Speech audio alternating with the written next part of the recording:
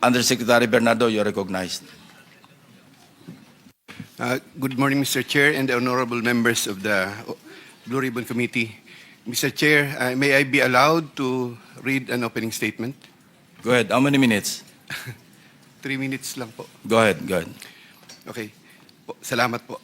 Dear Senator Lacson and honorable members of the Blue Ribbon Committee, again, I am Roberto R. Bernardo, formerly an Undersecretary for Operations of the Department of Public Works and Highways. Today, I am once more before the Honorable Blue Ribbon Committee upon its invitation and consistent with my assurance during my first appearance last September 25, 2025 to fully cooperate in its ongoing investigation. I am here not only out of respect for the invitation of the Honorable Committee, more importantly, I am compelled to come clean because of my fear of God Almighty and my ardent desire for my countrymen to give me a chance to atone for what I have done and failed to do, for which I offer no excuse or justification. Nung ako'y nabanggit sa mga irregularidad na ito, ang una kong naisip ay manahimik tungkol sa nalalaman ko. Haharapin ko na lang ang mga asunto na isasampa sa akin.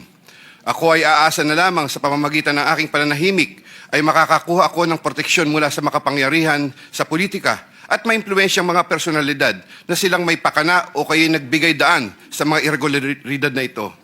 Gayunpaman, napagtanto ko na ang isang pagkakamali ay hindi maaaring iwasto ng isa pang pagkakamali. At kung may maisang pamangkaso ay maaaring magtagal ito bago matapos. Sa aking pagkakaalam sa mga nakarang scam, tulad ng ilang kaso ng PDAF, mahigit isang dekada na ang nakalipas, hanggang ngayon ay dinidinig pa. Kawawa ang bayan. Hindi ko matiyak kung ang mga pangunahing may sala sa mga irregularidad na ito ay mapapatawan ng kaukulang parusa sa lalong madaling panahon. Gayunpaman, umaasa ako na sa pamamagitan ng kasulukuyang mga pagdinig ay makakabuo ang ating mga mambabatas ng kaukulang batas na hindi lamang tutugon sa epekto ng mga maanumalyang gawain ito, kundi na rin makakapigil sa pag-ulit nito. The magnitude of the irregularities and how this have gravely affected and will affect our nation and its citizens cannot be overemphasized. I am committed to disclose everything that I know regarding these anomalies, particularly the complicated and ingenious ways by which these were carried out and perpetrated all these years. This, despite the serious threats to my personal safety and that of my family and loved ones. Mula sa aking paninilbihan bilang isang mababang laborer hanggang ako'y naging isang undersecretary, napag-alaman ko na ang profesional na kakayahan at integridad ay maaaring hindi sapat upang matiyak ang tagumpay sa profesional na karera ng isang tao. Nakapaloob sa isang tiwaling sistema kung saan ang isang tao ay pinangakuan ng biyaya o kaya'y pinipilit na lumahok sa mga irregularidad. Ang takot sa maaaring masamang mangyari bunga ng hindi pagsunod o pagnanais na rin sa personal na pakinabang o kaya'y kombinasyon ng dalawang ito ay sumisira sa moral na direksyon ng isang tao. Lalo na kung ang mga dapat na may pangunahing kakayanan na humadlang sa masamang gawain ay siya ring may pakana nito at nagbibigay daan dito. Naniniwala ako na hindi lamang ako ang nakaranas sa sitwasyong ito. Nakikiusap ako sa mga nasa ganitong kalalagayan na magtiwala sa kinauukulan at lumantad na at makipagtulungan sa kasalukuyang investigasyon. In connection with my application for coverage as a state witness under Republic Act No. 6981, I have earlier submitted to the Department of Justice a second supplemental affidavit further clarifying my previous disclosures on the government flood control and other infrastructure projects subject of the present proceedings. Once again, with the assurance of the Honorable Committee that my rights and benefits under RA 6981 shall be respected, I will be submitting the second supplemental affidavit to the Honorable Committee with the prior authority of the Department of Justice through the Honorable Frederick A. Vida, Acting DOJ Secretary, as set out in an authority to disclose, which I am likewise submitting to the Honorable Committee. Thank you po. Proceed with your statement.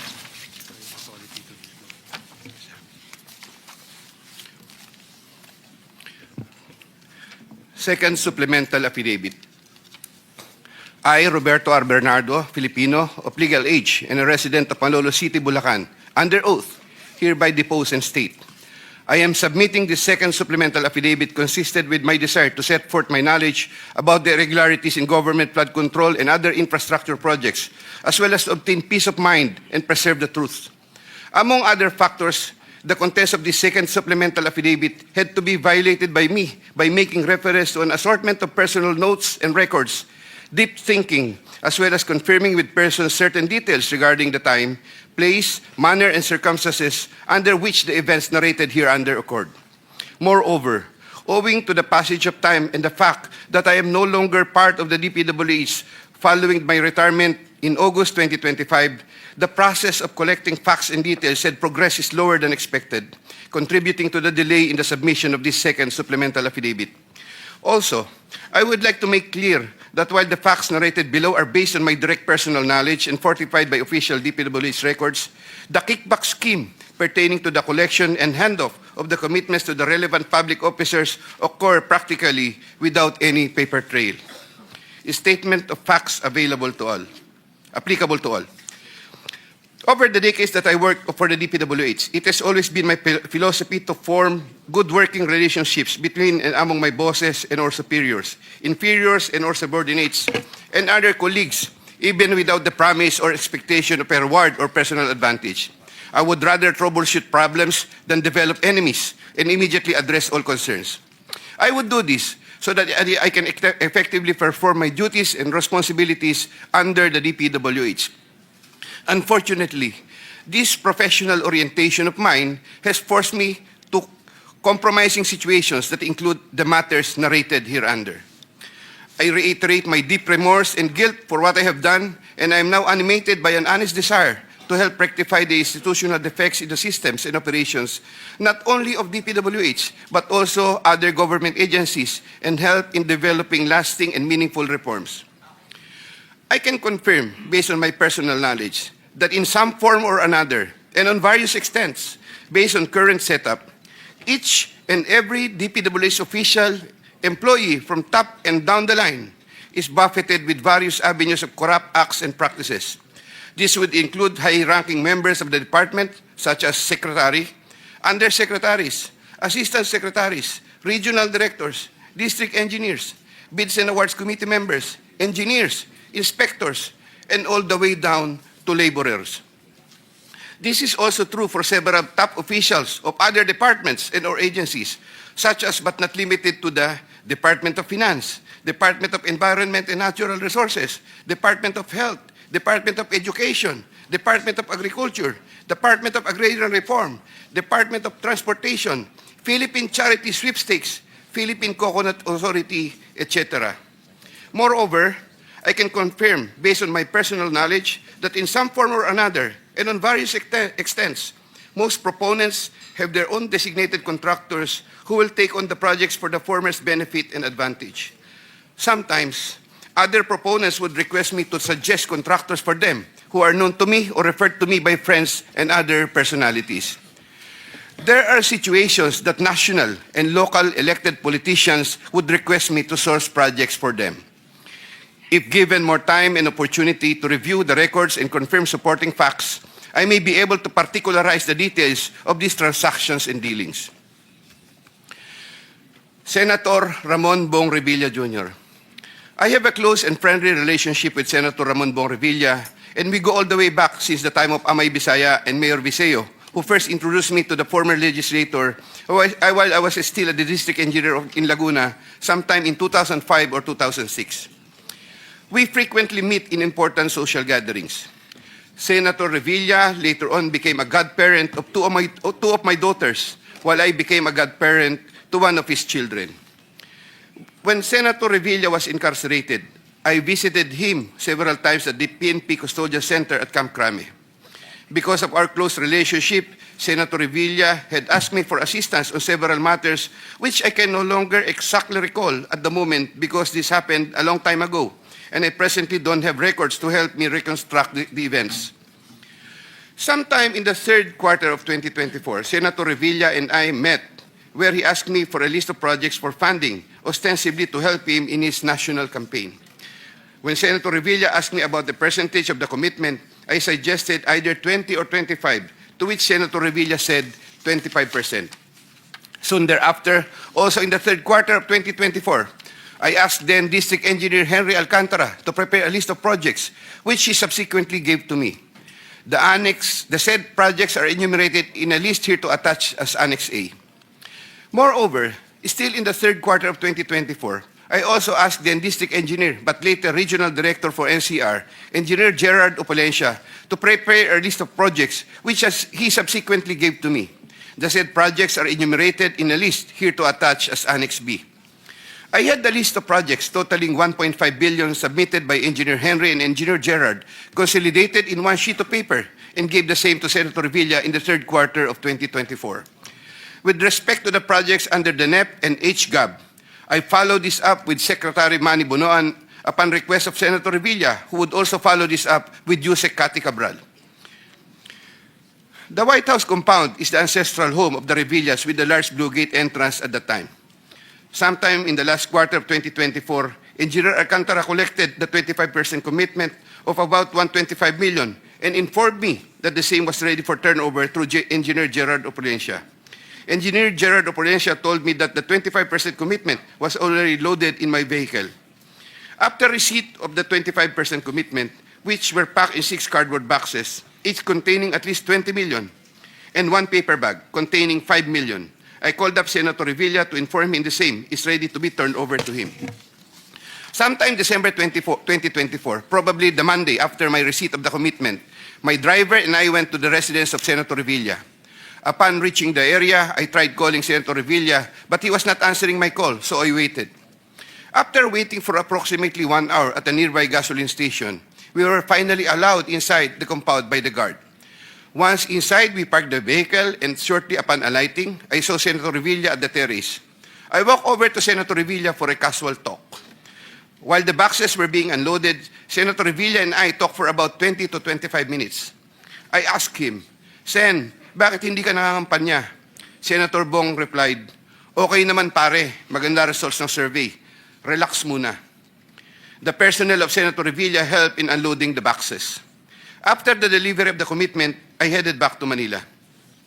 Sometime late January or February 2025, in relation to a list of projects submitted by Engineer Gerard Opulencia, Senator Revilla called me to follow up on the status of the commitment.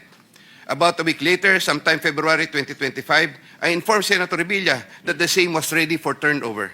Before the start of the campaign period for national elective positions, I directed one of my aides to deliver commitment amounting to 250 million to the residence of Senator Revilla at the White House compound, Aguinaldo Highway, Bacoor, Cavite.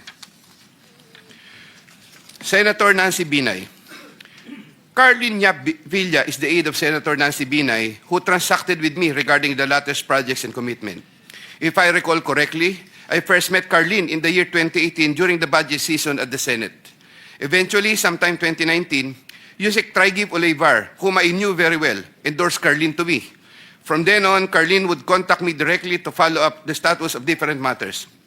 Sometime fourth quarter in 2022, Carlin, claiming to act on behalf of Senator Binay, asked my help for the transfer of an assistant district engineer in Mindanao to another district, a request which I endorsed to Sec Bonoan. Sometime during the third to fourth quarter of 2022, Carlin requested on behalf of Senator Binay for a list of projects worth around 1.882 billion with 12% commitment. The said projects are enumerated in a list here to attach as Annex C.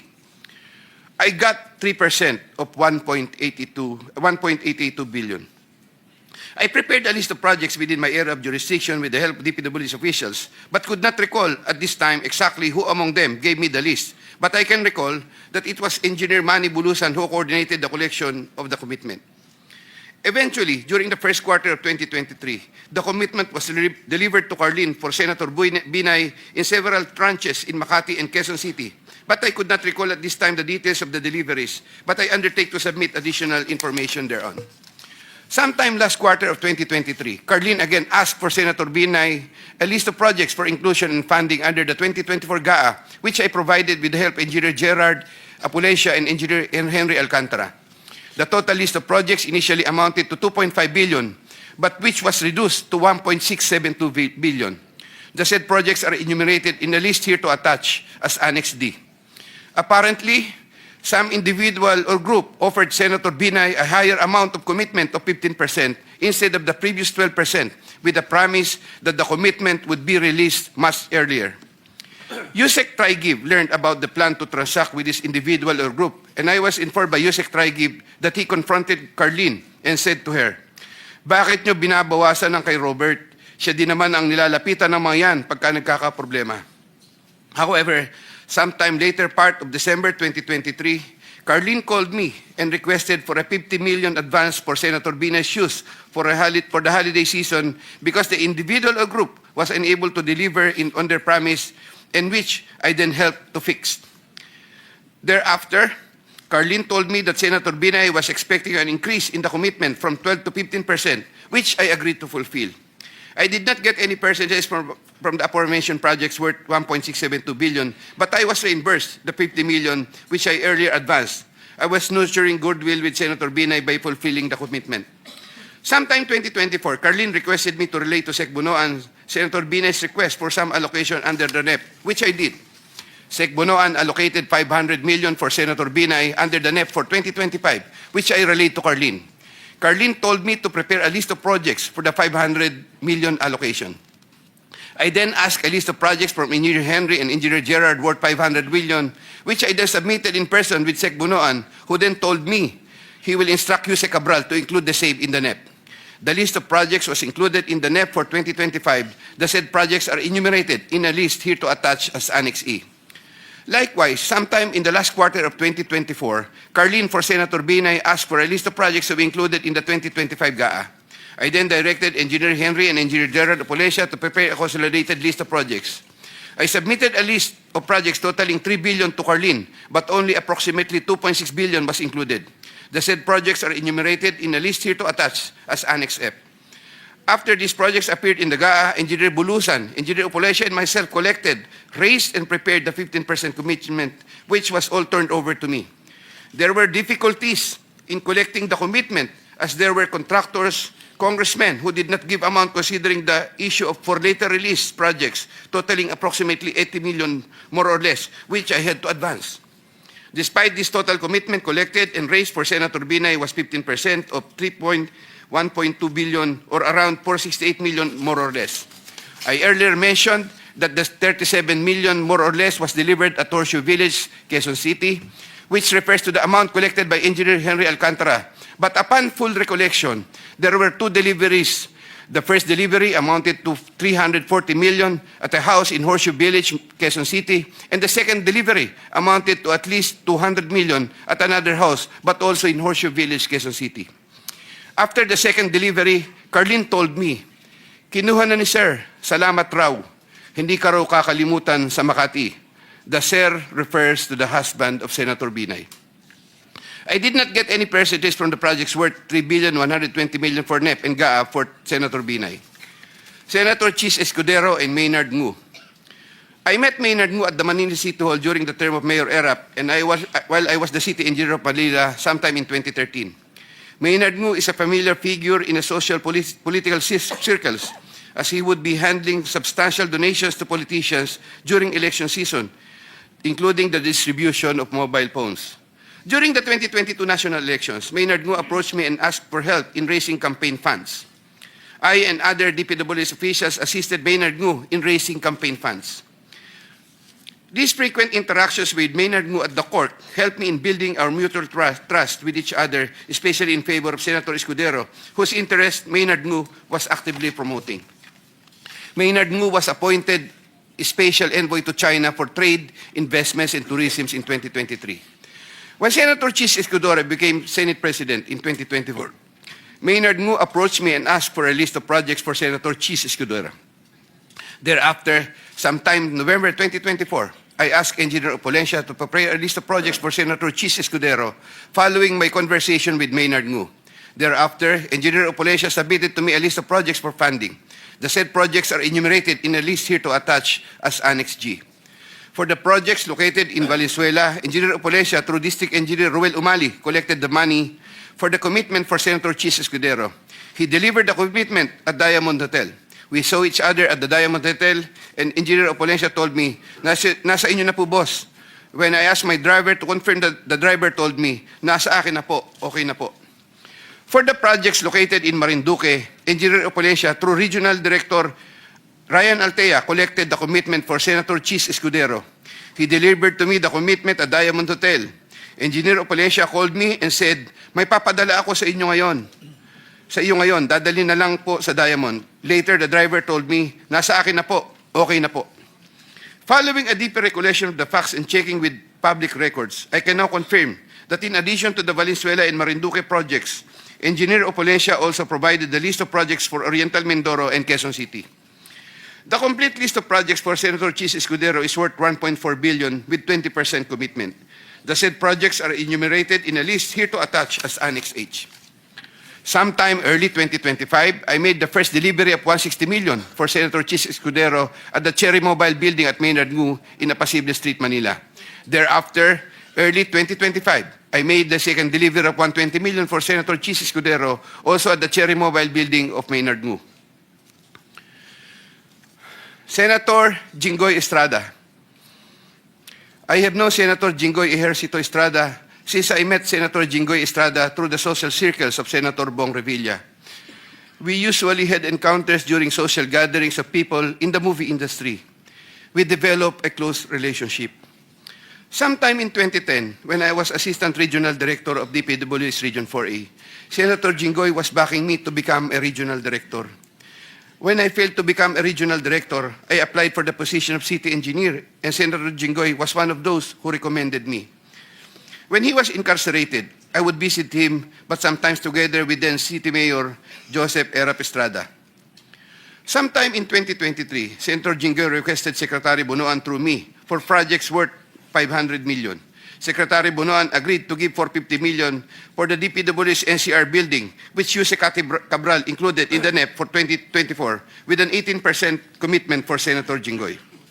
Senator Jinggoy called me sometime in the third quarter of 2024 and asked me to request the amount of 1 billion from Sec Bonoan. Senator Jinggoy said, tulungan mo na lang ako dyan kasi marami pa akong tutulungan sa eleksyon. I replied, okay na ba ang 25% Sen? Sen Jinggoy responded, okay na ang 25%. I relayed to Sec Bonoan the request of Sen Jinggoy. The former then asked me to prepare a list of projects for the latter. In turn, I asked Engineer Gerard Opalencia for a list of projects. When Engineer Opalencia gave me the list, I gave it to Secretary Bonoan, who told me that he will give the same to Usec Cabral and that the latter will take care of it. At the moment, I cannot locate the list or a copy thereof. Later on, I saw that some of these projects totaling 500 million and included in the list I gave to Sec Bonoan were listed in the NEP for that year. These projects, as appearing in the NEP, are enumerated in a list here to attach as Annex I hereof. Thereafter, Senator Jinggoy called me and asked me what happened to the difference of 500 million. I relayed this to Sec Bonoan. The latter replied that he will prioritize the matter as soon as there is available funding. Subsequently, I found out that the projects totaling 200 million were included in the SGAB for 2025. These projects, as appearing in the SGAB, are listed Annex J hereof. However, Senator Jinggoy called me again for the difference of 300 million to complete the 1 billion project value that was requested. During the BICAM, projects worth 750 million were again included in the projects to eventually form part of the 2025 GAA. The said projects are enumerated in a list here to attach as Annex K.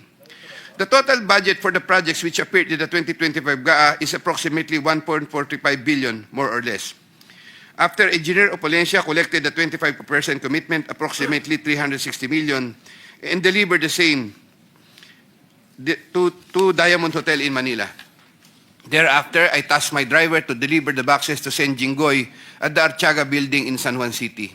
Senator Jinggoy personally confirmed to me his receipt of the commitment and thanked me for the same. During the 2024 budget hearing for 2025 GAA, Engineer Alcantara informed me that Senator Jinggoy gave him funding amounting to 355 million for Bulacan First DEO and 500 million from other districts in Bulacan and requested that he, Engineer Alcantara, prepare lists of projects. The said projects are enumerated in a list here to attach as annexes L and L-1 respectively.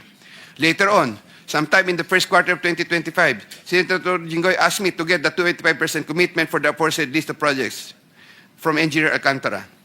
Engineer Alcantara then delivered to me the 25% commitment, approximately 213 million, which I delivered to Senator Jinggoy at the Archaga building in San Juan City. Senator Grace Poe. Sometime third quarter of 2024, J.Y. De La Rosa, a staff of Senator Grace Poe, requested Sec Bonoan through me if Senator Grace Poe can be accommodated in the DPW's NEP. Sec Bonoan told me there is a 500 million for Senator Grace Poe and instructed me to ask the Senator for a list of projects. J.Y. De La Rosa told me to coordinate the matter with Mrs. Patron, a contractor. Mrs. Patron told me to prepare the list. Upon my instructions, Engineer Gerard Apollesia submitted a consolidated list of the following projects, 1 in Laguna and 3 in NCR. These projects are indicated in the list here to attach as Annex M. Thereafter, the list of projects was included in the NEP by Sec Bonoan through Usec Cabral. Later on, the said projects appeared in the GAA for 2025. There was a 20% commitment collected for Senator Grace Poe. Mrs. Patron, a contractor, collected the commitment for Sen. Grace Poe at Diamond Hotel from one of my aides. Congresswoman Mary Mitzi Mitz Kahayon Uy. There were projects released in Congresswoman Kahayon Uy's congressional district, which I facilitated. I submitted projects being proposed by her to proponents for funding, the details of which I am still verifying and confirming at the moment. Congressman Florida Robes. There were also projects released in Congresswoman Florida Robes' congressional district, which I facilitated. I submitted projects being proposed by her to proponents for funding, the details of which I'm still verifying and confirming at the moment. Congressman Zaldico.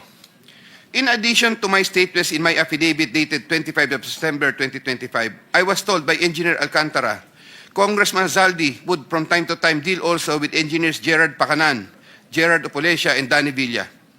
There were times Engineer Gerard Pacanan and Gerard Apollesia would give me certain amounts, supposedly from Congressman Zaldico.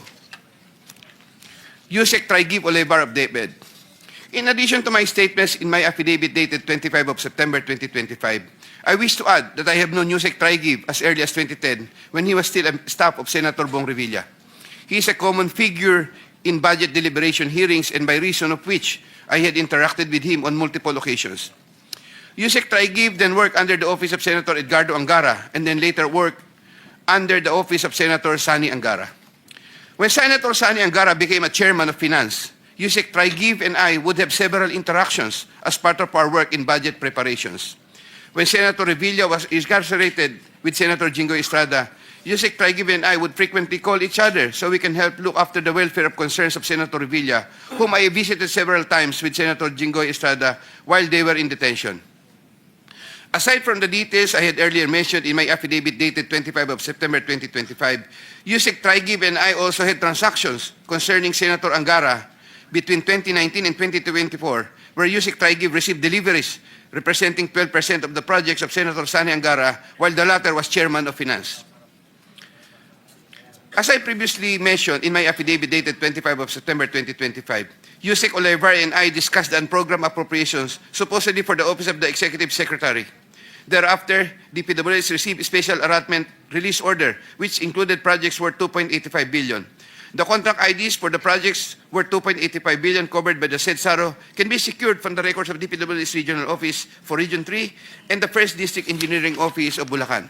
Moreover, in the unprogrammed appropriate allocation for 2025, there could have been an additional 12 billion more or less funding, which I am verifying and confirming at the moment. DPWH Secretary Mark Villar and Usec Cabral. I was appointed Assistant Secretary of DPWH by former President Rodrigo Duterte in 2016 during the term of DPWH Secretary Mark Villar. As Assistant Secretary for Operations, I was assigned over the Visayas regions. While I was Assistant Secretary for Operations, I was introduced to Carlo Aguilar, a cousin of Sec Mark Villar. Usec Cabral was already the Undersecretary for Planning Service when I became Assistant Secretary. As Undersecretary for Planning Service, Usec Cabral was working closely with Sec Mark Villar for the allocation, listing, and budgeting of all the DPW's infrastructure projects. While I was Assistant Secretary, I was also later designated as Chairman of the Central Bids and Awards Committee, Central BAC. In the later part of 2017, I was promoted to Undersecretary of the DPWH during the incumbency of Senator Mark Villar and took my oath of office as Undersecretary before him. In the first quarter of 2018, I was designated as Undersecretary for Operations for NCR, 4B, and the 3 Visayas regions. Upon my request, I was replaced as chairman Central Bank sometime in February 2020 because of political intrigues, as I was reportedly siding with then City of Manila Mayor Isko Moreno, who was vocal against then President Rodrigo Duterte. All of this time, the funding of all projects was cleared through Usec Cabral for approval by Sec Mark Villar. From time to time, Usec Cabral would ask me to submit detailed list of projects with regards to lump sum fund allocations of DPWH, which list she sometimes would approve herself or forward to Sec Mark Villar for approval. Among others, this included EDSA and other major roads, project allocations, maintenance of creeks and waterways, etc. The commission for these approved projects was 10% and divided as follows: 50% to Carlo Aguilar, presumably for Sec Mark Villar, 25% Usec Cabral, 25% for myself. Undersecretary Maria Catalina E. Cabral. As a general rule, with very little exceptions, it is Usec Maria Catalina Cabral, with the imprimatur of Secretary Mark Villar, and later continued by Sec Manny Bonoan, who had control at the DPWH level to remove, include, add, deduct, or modify insertions of items in the NEP for infrastructure or those pertaining to DPWH. Usec Cabral would tell me that she would communicate and meet legislators to inform them of the amount of their allocations and ask them for titles of projects that they want to include in the DPWH budget. In a matrix of process flow that I have prepared, which I am attaching here to as Annex N, Usec Cabral has total influence and authority in preparing and finalizing the NEP for infrastructure. On multiple occasions, I personally delivered and also caused to be delivered cash to Usec Cabral at her house at Tatalon, Quezon City, and other places.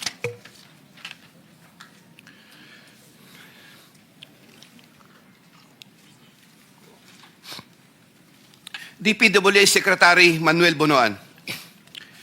DPWH Secretary Manuel Bonoan is a long-time DPWH official who has held top positions through different administrations.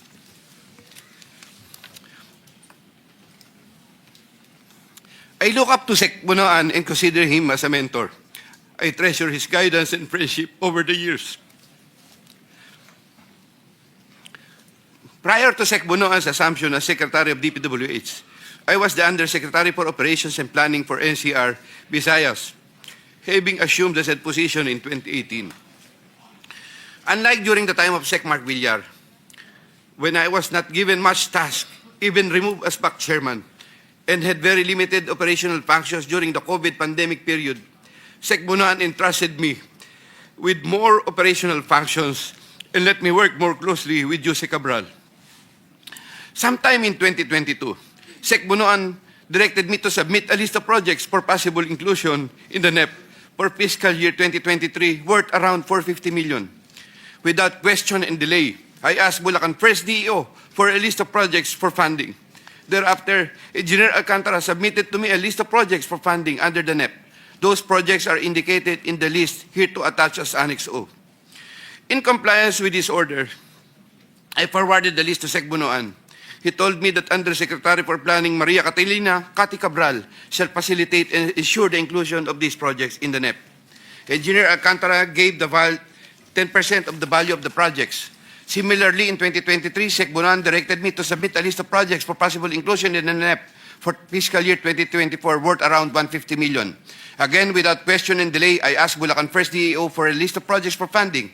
Thereafter, Engineer Alcantara submitted to me a list of projects for funding under the NEP. Those projects are indicated in the list here to attach as Annex P. In compliance with this order, I forwarded the list to Sec Bonoan. In compliance with this order, I forwarded the list to Sec Bonoan. Sec Bonoan said that Usec Cabral shall again facilitate and ensure the inclusion of these projects in the NEP. Engineer Alcantara gave 15% of the value of the projects. Also in the year 2024, Sec Bonoan also directed me to submit a list of projects for possible inclusion in the NEP for fiscal year 2025 for the amount of 900 million. I asked Bulacan First DEO for a list of projects for funding. Thereafter, Engineer Alcantara submitted to me a list of projects for funding under the NEP. Those projects are indicated in the list here to attach as Annex Q. In compliance with this order, I forwarded the list to Sec Bonoan Sec Bonoan said that Usec Cabral shall again facilitate and ensure the inclusion of these projects in the NEP. Engineer Alcantara gave 20% of the value of the projects. With respect to the commitments collected by Engineer Alcantara narrated above, Secretary Bonoan and I received a percentage. In many instances during budget deliberations, I was tasked by Sec Bonoan to talk to legislators over their funding and other concerns, and to forward these concerns to Usec Cabral for action and resolution. Sec Bonoan and Usec Cabral.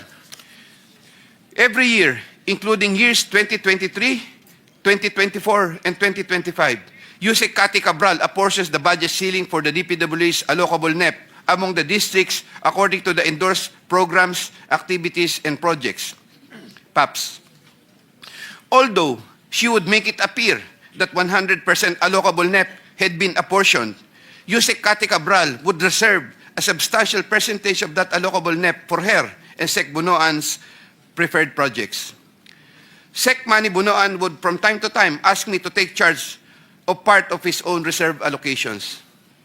The value of the projects that I handled for Sec Bonoan was at least 5 billion per annum for the years 2023, 2024, and 2025, with an average of 15% commitment.